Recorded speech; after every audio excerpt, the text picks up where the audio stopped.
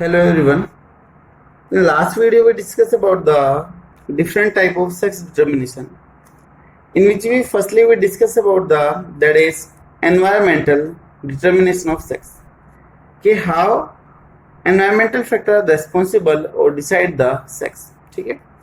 There are some examples of environmental sex determination. The first one is the Bonellia, in which if larvae settle down free without any organism, that will produce the male.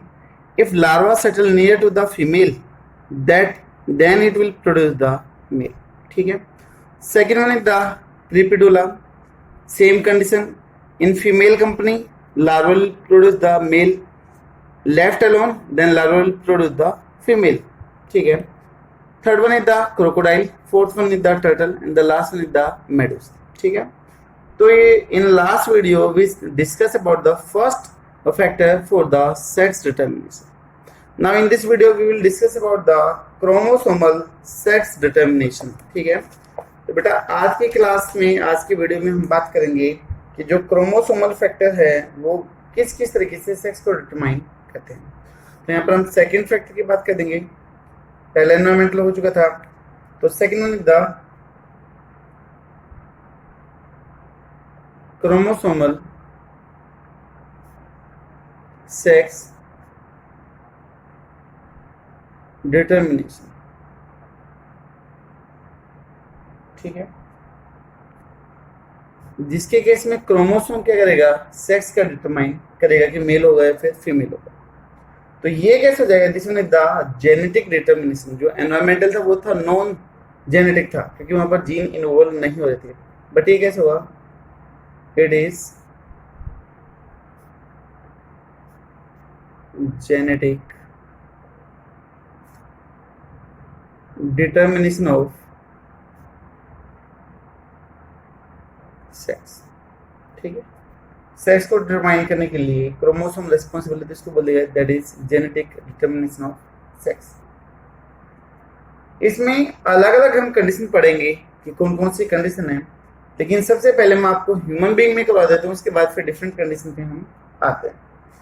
तो have different condition, have different types बोल दो या फिर condition बोल दो for the sex determination. पहली जो मैंने कल भी बताया था कि जो chromosomal sex determination theory that is given by the Wilson and the Simmons. दो नाम थे, वो हम कल देख चुके थे, विल्सन एंड सिमन्स ने ये थ्योरी दी थी, क्रोमोसोमल सेक्स डिटरमिनेशन थ्योरी दी थी. ठीक है. तो डिफरेंट डिफरेंट टाइप है. इसमें जो पहला टाइप हम पढ़ेंगे that is X X X Y type, और also known as the Lygaeus type sex determination. Lygaeus क्या एक इंसेक्ट है ना, इसकी एक family that is the Lygaeidae family से ये रिलेट करता है. और जो लाइगस जो है, this one is the black and red colour insect. अब बारिश के दिनों में देखते हो कि रेड और ब्लैक कलर के छोटे छोटे इंसेक्ट निकलते हैं, जिनके एंटीना होते हैं, पंख भी रहते हैं, और ये फील्ड के आसपास में या फिर जो हम पे फ्लोर होते हैं वहां पर आपको काफी ज्यादा नंबर में ये उड़ते हुए दिखाई देते हैं. वही आपके लाइजियस इंसेक्ट है ना. These are the insect. कौन सी फैमिली से रिलेट करेंगे, इनकी जो family that is the Lygaeidae family.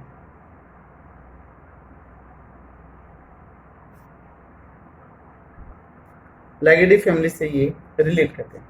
तो जो पहला केस देखा गया था वो विल्सन और स्टीवन ने इसी के अंदर देखा गया था. ठीक है. तो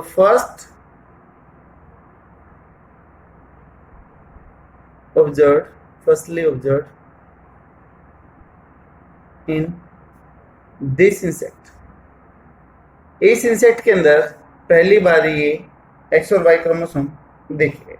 ठीक है. एक्स और वाई क्रोमोसोम में क्या कंडीशन होगी वो आपको मैं बता देता हूँ कि देखो, जो मेल होगा, जो मेल है उसमें होगी एक्स और वाई कंडीशन. ठीक है.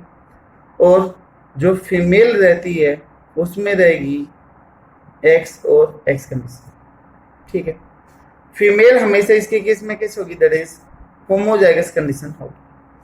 कुछ कंडीशन ऐसी भी हो सकती है, इसके एग्जांपल में लिख दूं, पहले वाले कंडीशन के अगर मैं एग्जांपल लिख दूं कि जिसके केस में मेल कैसा है एक्स वाई और फीमेल कैसी है एक्स एक्स, ठीक है। अगर मैं इसके एग्जांपल की बात कर दूं, इसमें कौन कौन से एग्जांपल इंक्लूड होंगे, तो यहाँ पर आ जाएंगे आपके ड्रोसोफिला, इंसेक्ट आ जाएगा, ह्यूमन आ जाएंगे और मेलेंड्रियम आ जाएगा।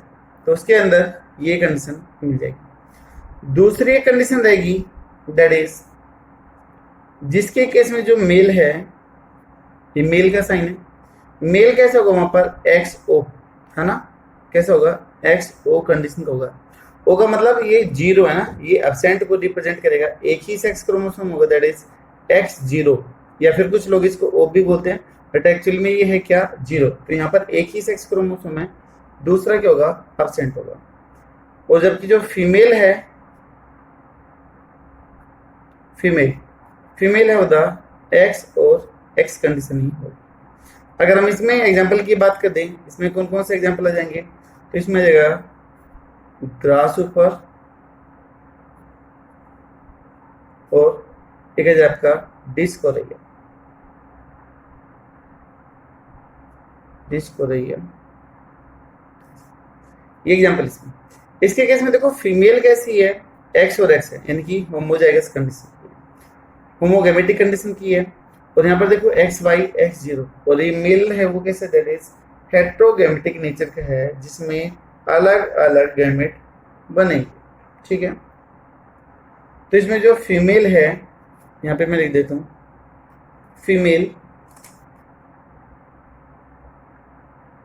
इज होमोगैमेटिक, होमोगैमेटिक नेचर क्या है, होमोगैमेटिक का मतलब सिर्फ एक टाइप के क्या करेगी, गैमेट प्रोड्यूस करेगी, produce only one type gamete, सिर्फ एक ही टाइप गैमेट की फॉर्मेशन होगी। और यहाँ पर अगर आप देखोगे कि जो मेल है वो कैसे है, हेट्रोगैमेटिक नेचर के एक्स वाई और एक्स जीरो, इससे जो स्पर्म बनेंगे वो कैसे बनेंगे, अलग अलग कंडीशन के ही बनेंगे, ठीक है। तो यहाँ पर हम लिख सकते हैं कि जो मेल है, but male is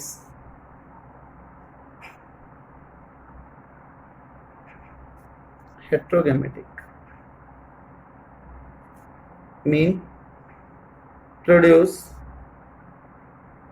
two different type of gametes, दो अलग अलग तरह के गैमेट की फॉर्मेशन करेगा।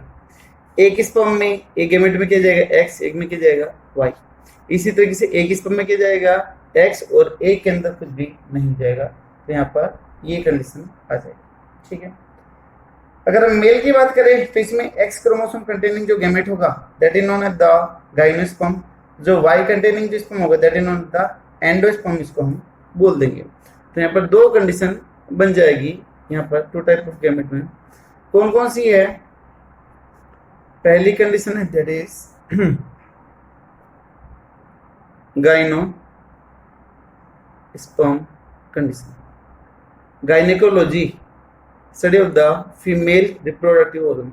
गायनेकोलॉजिस्ट वो डॉक्टर जो फीमेल हेल्थ प्रॉब्लम को डील करे तो उसको आप गायनेकोलॉजिस्ट बोलते हो। इसी तरीके से एंडोलॉजी और एंडोलॉजिस्ट, है ना, जो मेल के बारे में डील करेगा। तो यहाँ पर गायनेकोस्पर्म, स्पर्म तो उसमें कौन सा फीचर होगा, फीमेल के लिए होगा। तो यहाँ पर हम लिख देंगे कि इन male X chromosome containing sperm when sperm contain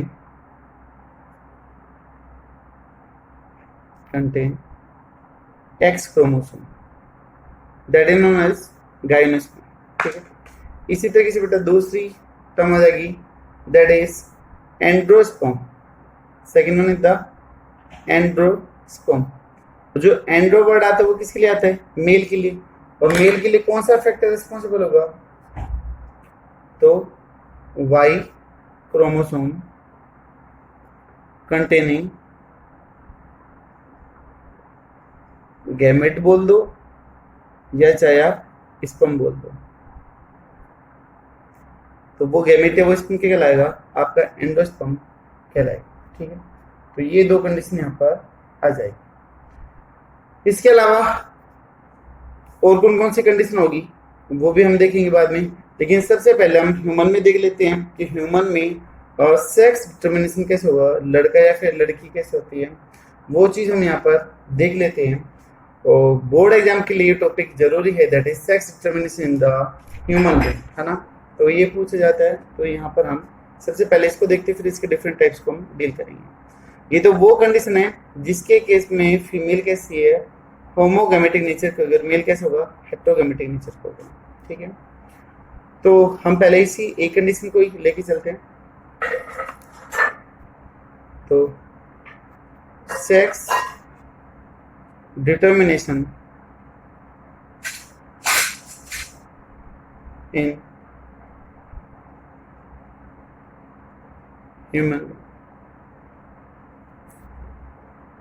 human में कैसे होगा? ठीक है, एक बार मैं आपको बेसिक बताता हूँ कि जो ह्यूमन है उसके केस में एक तरफ मेल और एक तरफ फीमेल। ठीक है, यानी कि दो तरीके के सेक्स प्रेजेंट है जो अलग अलग बॉडी में है। ठीक है, तो this one is the unisexual और bisexual, this one is the unisexual. तो जो ह्यूमन है वो कैसे है? यूनी सेक्सुअल नेचर का है। Single organism contain single type of sex. ठीक है, तो one organism have single sex, सिर्फ एक ही तरीके का सेक्स उसके अंदर प्रेजेंट हो गया, तो मेल या फिर आइदर फीमेल। जो यूनिसेक्सुअल है, they're also known as the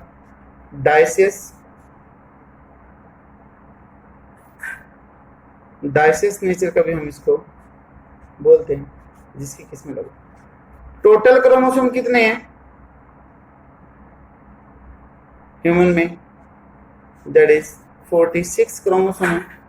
46 में भी बेटा दो तरह के होते हैं, एक तो होता है आपका ऑटोसोम, जिसको कल हमने सोमेटिक क्रोमोसोम भी बोला था, और दूसरा कौन सा था? सेक्स क्रोमोसोम या फिर एलोसोम क्रोमोसोम भी था। तो 44 में से 44 तो कैसे होंगे? ऑटोसोम या फिर सोमेटिक होंगे। ध्यान देना, आउट ऑफ 46 44 यानी कि 22 पेयर कैसे हो गए?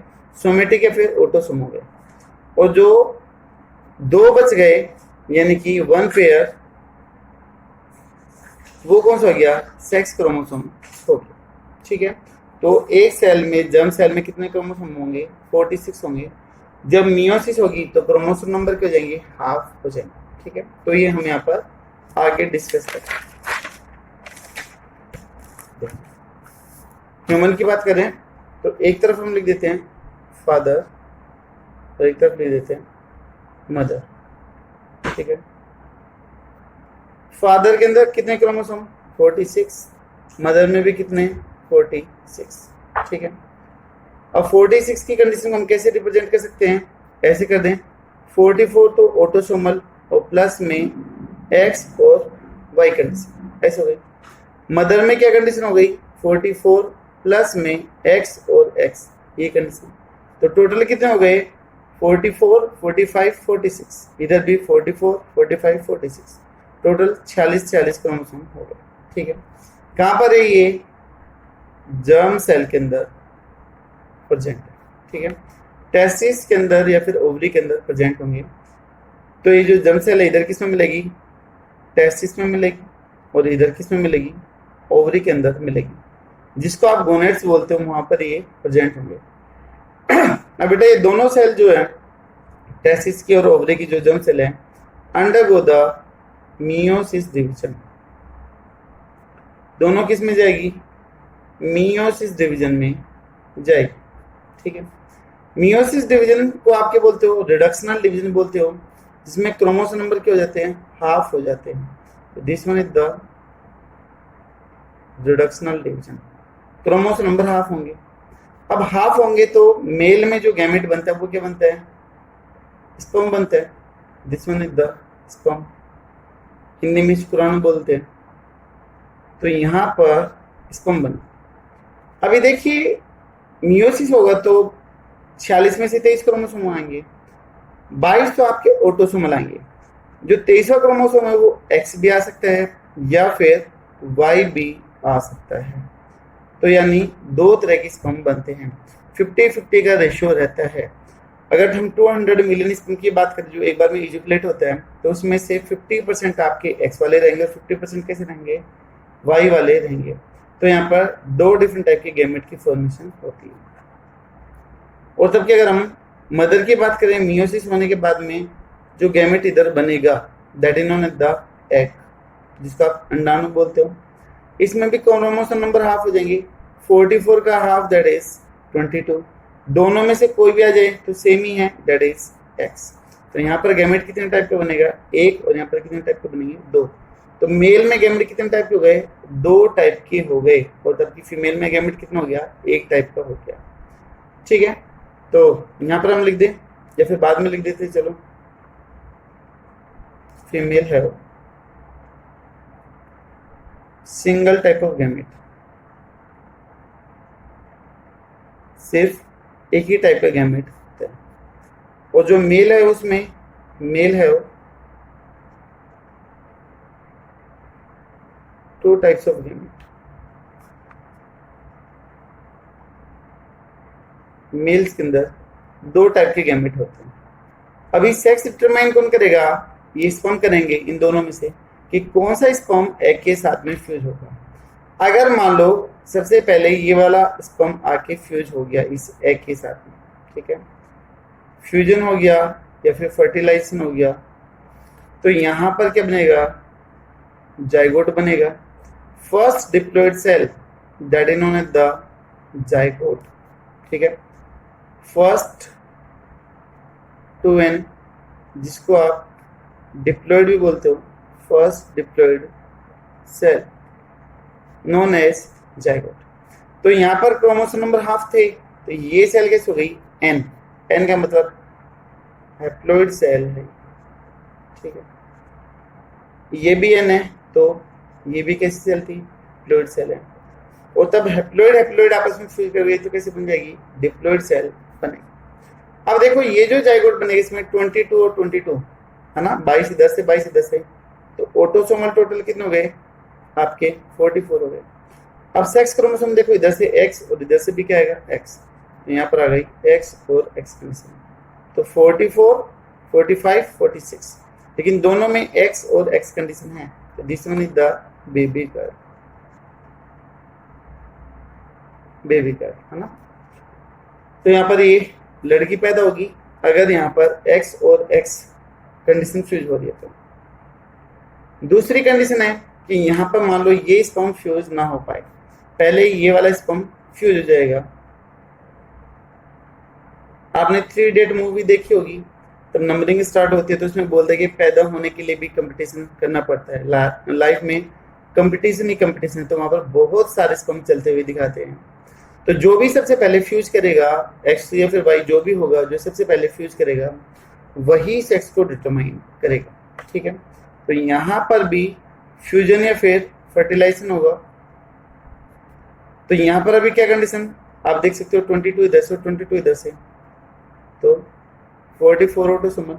सेक्स क्रोमोसोम आप देख सकते हो एक्स और इधर से क्या जाएगा, वाई। अगर एक्स और वाई कंडीशन आ गई that is the baby boy, ठीक है। तो क्या कंडीशन प्रोड्यूस होगी वो किसके ऊपर डिपेंड करेगा, स्पर्म के फ्यूजन के ऊपर डिपेंड करेगा। हम ये लिख दें कि determination of sex in human being and other organism is decided by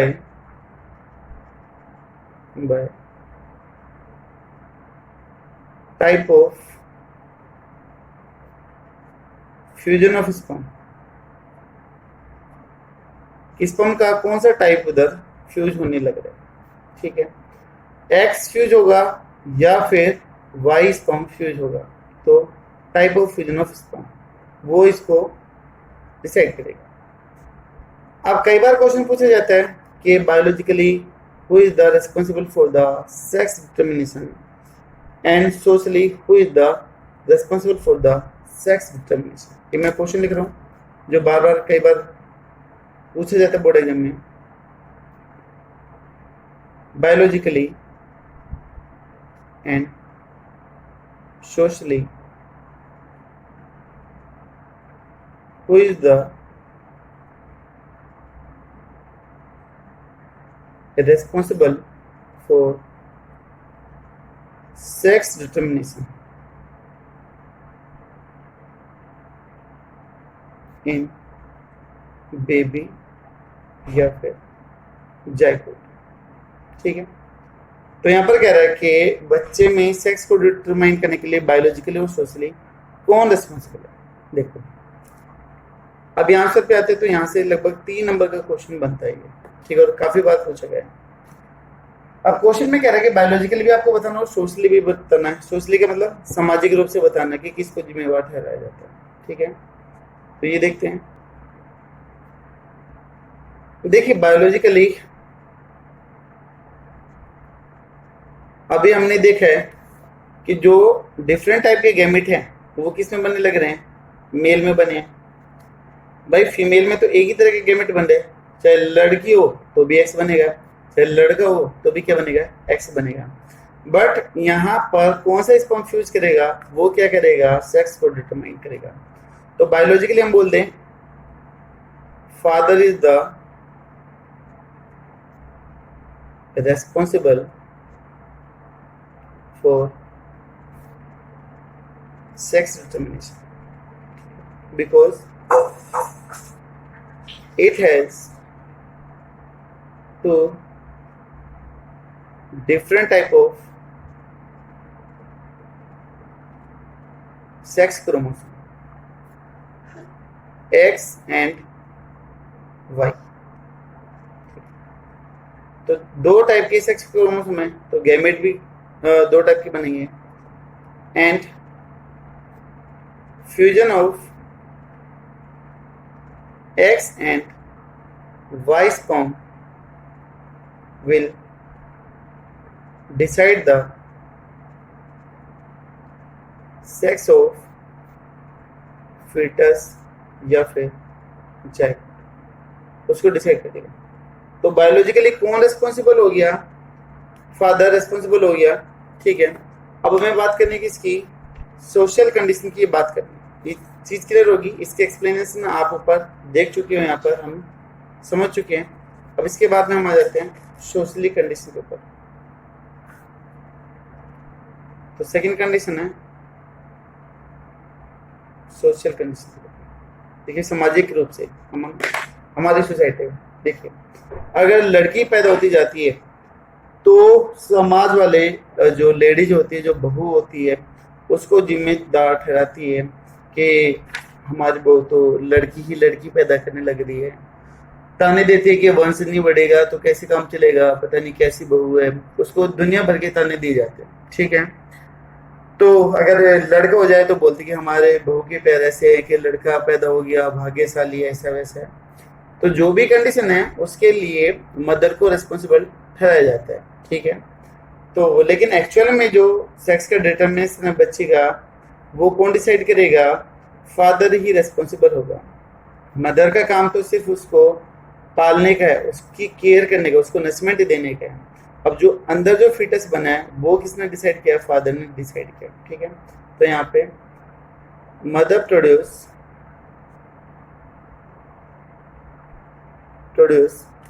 only single type of gamete या फिर sex chromosome that is X, but socially mother is the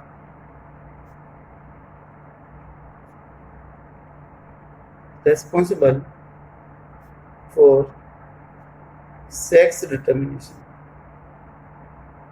ठीक है, कई बार ऐसे सुनने में आता है कि अगर लड़कियां पैदा होती जा रही है तो मदर को, लेडीज को काफी ज्यादा टॉर्चर करा जाता है, काफी ज्यादा बुरा बोला जाता है। तो ये समाज की मेंटेलिटी के ऊपर डिपेंड करने लग रहा है, जिस फैमिली में वो है उसके ऊपर डिपेंड करने लग रहा है कि उनकी मेंटेलिटी क्या है। अदरवाइज आज के टाइम में आप देखोगे तो लड़कियां ज्यादा बेहतर है, ज्यादा एडवांस है, ज्यादा सक्सेसफुल है as compare to the boys. ठीक है, पेरेंटल केयर में देख लो, जॉब में देख लो, इंटेलिजेंस के लेवल में देख लो, तो गर्ल्स ज्यादा आगे। ठीक है, वो सिर्फ हमने भेदभाव कर रखा है कि लड़के वंश चलाते हैं या फिर ज्यादा इनकम करते हैं, ऐसा है। लेकिन अगर आप देखोगे तो लड़कियां भी उनसे कम नहीं है, हर फील्ड में उनसे आगे है ना। आमिर खान का वो डायलॉग दंगल में जो बोलते कि हमारे लड़कियां क्या लड़कों से कम है, तो बिल्कुल सही डायलॉग था कि किसी भी एंगल से कम नहीं है।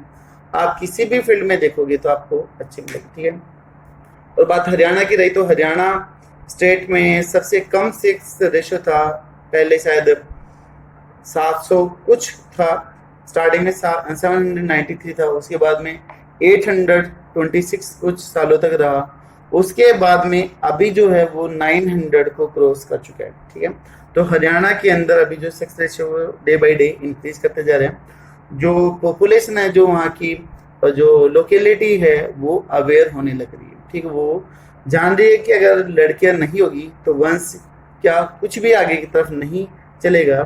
पूरे ब्रह्मांड को चलाने के लिए गर्ल्स का होना जरूरी है। ठीक है, तो मदर हो या बेटी हो या कुछ भी रिश्ते में हो, वो हमेशा बेहतर है। तो क्वेश्चन पे आते हैं, तो सोशल तरीके से फीमेल को डिटरमाइन करा जाता है, और जबकि बायोलॉजिकली अगर हम देखें, साइंस के हिसाब से देखें, तो फादर क्या होगा, रिस्पॉन्सिबल होगा। तो ये हो गया sex determination in the human being किस तरीके से। अब ये पहली कंडीशन हमने देखी थी, जिसके केस में देखा था कि एक्स एक्स और एक्स वाई कंडीशन थी, जिसके केस में फीमेल कैसी थी, होमोजाइगस नेचर की थी, और जो मेल था वो कैसा था, हेटेरोगैमेटिक नेचर का था, यानी कि अलग अलग टाइप के गैमेट की फॉर्मेशन कर रहा था। बट अब एक हम दूसरी कंडीशन पढ़ते हैं, जिसके केस में उल्टी कंडीशन हो जाती है। जो फीमेल हो जाती है वो कैसे हो जाती है, आपकी हेटेरोगैमेटिक नेचर की हो जाएगी, और जो मेल है वो कैसे हो जाएगा, होमोगैमेटिक नेचर का हो जाएगा। ठीक है, तो यहाँ पर हमने इसकी दो कंडीशन पढ़ ली थी कि मेल में एक्स वाई एक्स एक्स, और यहाँ पर मेल में एक्स जीरो और फीमेल में एक्स एक्स कंडीशन, उनके एग्जाम्पल थे। ये एग्जाम्पल काफी इंपॉर्टेंट है। लास्ट में जाके हम एक टेबल बनाएंगे, कंपेरिजन टेबल, जिनमें इनको साथ साथ में हम डील करेंगे। अभी देखो दूसरी कंडीशन हम आते हैं। सेकंड कंडीशन,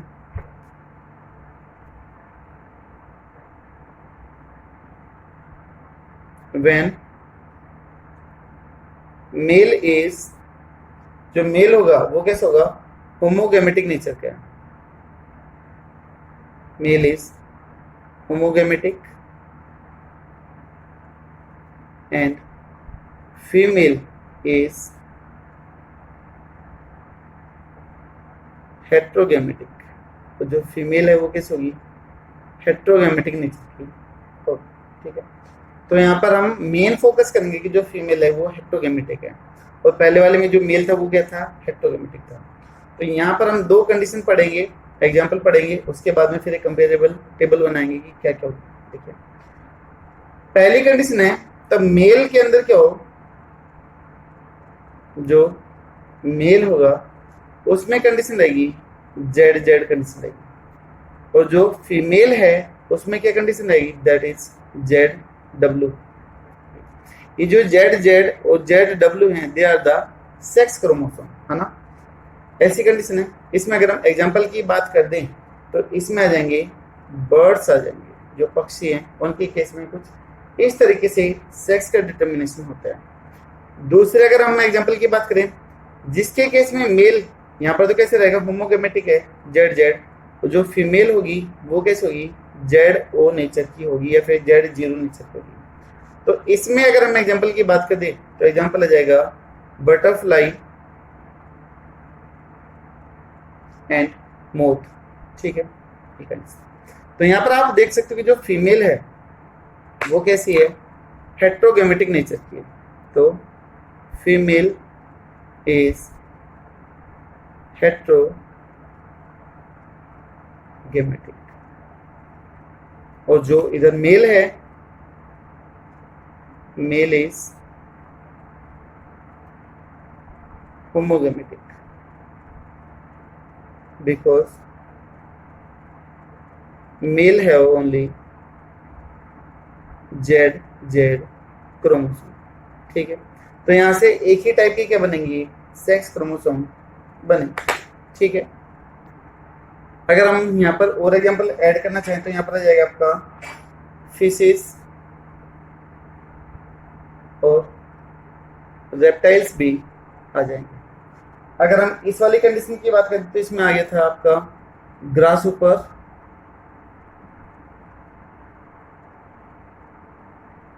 कॉकरोच, एस्केरिस, ये इसके एग्जांपल आ जाए। ठीक है, इस वाले में एक प्लांट का भी नाम आता है जो काफी इंपॉर्टेंट माना जाता है कंपटीशन एग्जाम के लिए, दैट इज द फ्रैग्रेरिया। फ्रैग्रेरिया प्लांट है जिसमें सेक्स डिटर्मिनेशन इस तरीके से होता है। इसमें जो स्पर्म बनेंगे वो सारे कैसे बनेंगे, जेड जेड कंडीशन के बनेंगे। इधर जो एग बनेंगे वो कैसे बन जाएंगे आपके, जेड या फिर डब्ल्यू टाइप के बन जाएंगे। तो स्पर्म हो गया जेड, दूसरा स्पर्म भी कैसे हो गया जेड। यहाँ से जो एग बनेंगे वो कैसे बनेंगे, जेड, और दूसरा कौन सा बन जाएगा यहाँ पर, डब्ल्यू। तो ये तो फीमेल के अंदर कंडीशन हो रही है, क्या है, मेल में। कौन सा एग यहाँ पर फ्यूज करेगा उसके ऊपर ही सेक्स डिटरमाइन करेगा। ठीक है, तो अब यहाँ पर सेक्स का डिटरमिनेशन कौन करने लग रही है, फीमेल करने लग रही है। तो ये थे आपके क्रोमोसोमल थ्योरी जिसमें हमने कुछ एग्जांपल लिखा है। नेक्स्ट वीडियो में हम इसकी टेबल बना के कंपेयर स्टडी करते हैं। ठीक है, तो थैंक यू सो मच।